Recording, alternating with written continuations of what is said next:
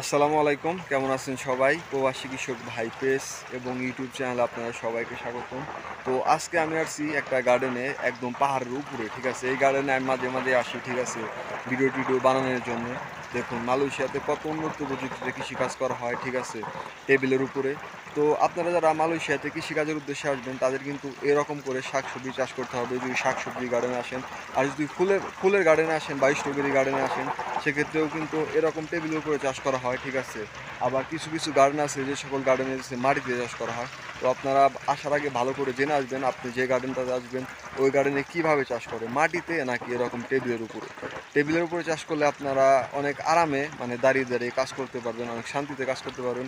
আর যদি মাটিতে চাষ করে ওই সকল গার্ডেনে একটু কষ্ট হয়, তারপরেও মনে করেন যে কাজ করতে পারবেন, কোনো সমস্যা নাই। তবে বর্তমানে এখন মানে সব গার্ডেনে এরকম উন্নত প্রযুক্তিতে চাষ করে, সেটা আপনার স্ট্রবেরি গার্ডেন হোক বা শাকসবজি গার্ডেন হোক বা মনে করেন যে আপনার ফুলের গার্ডেন হোক, এরকম টেবিলের উপরে সব গার্ডেনে চাষ করে।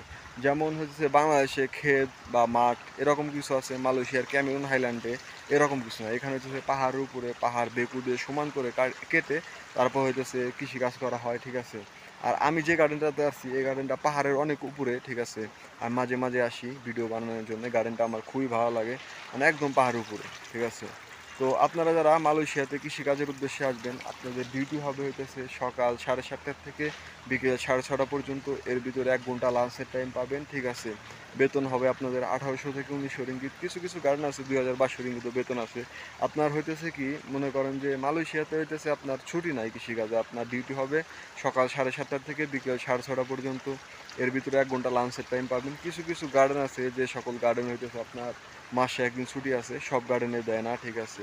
মূলত হইতেছে বসের দেওয়া কথা, যদি বস ভালো হয় সেক্ষেত্রে আপনি সব দিক দিয়ে কাজ করে সুযোগ সুবিধার দিক দিয়ে মানে ভালো থাকতে পারবেন, ভালোভাবে কাজ করতে পারবেন। আর যদি বস খারাপ হয় সেক্ষেত্রে আপনার শান্তি পাবেন না কাজ করে, ঠিক আছে।